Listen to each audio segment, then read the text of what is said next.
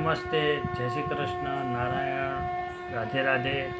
આપણે શરૂઆતમાં મનુસ્મૃતિમાં જે પહેલો અધ્યાય આવેલો હતો તેના 1 અને 2 શ્લોકો જોયા. તેમાં પહેલો જે શ્લોક હતો અને બીજો જે શ્લોક હતો તે ઋષિઓના મનુ ભગવાનને ધર્મ સંબંધી પ્રશ્નો હતા. હવે આપણે જોઈએ છે સમગ્ર ધર્મો કહેવાની મનુની યોગ્યતા વિશેનો ત્રીજો શ્લોક, જે આ મુજબ છે.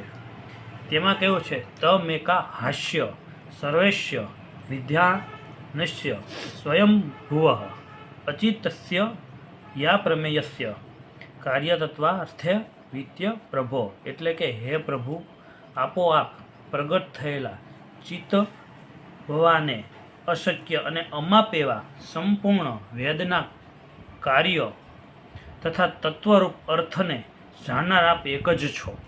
આમ સમગ્ર મનુ ભગવાનની યોગ્યતા વિશેનો પ્રશ્ન પૂછવામાં આવ્યો ઋષિઓ દ્વારા.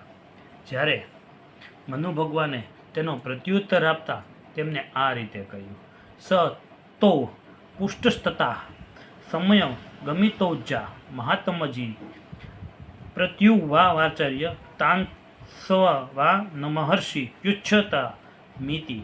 એટલે કે મનુ ભગવાને તેઓને કીધું કે હે મહાત્માઓ, એવો ઉત્તમ પ્રશ્નો પૂછ્યો ત્યારે અમાપ ઓજસ તેજ બળ અને પરાક્રમ એવા મનુએ તે સર્વ મહર્ષિઓનો સામો સત્કાર કરી પ્રત્યુત્તર આપ્યો અને કહ્યું, સાંભળો.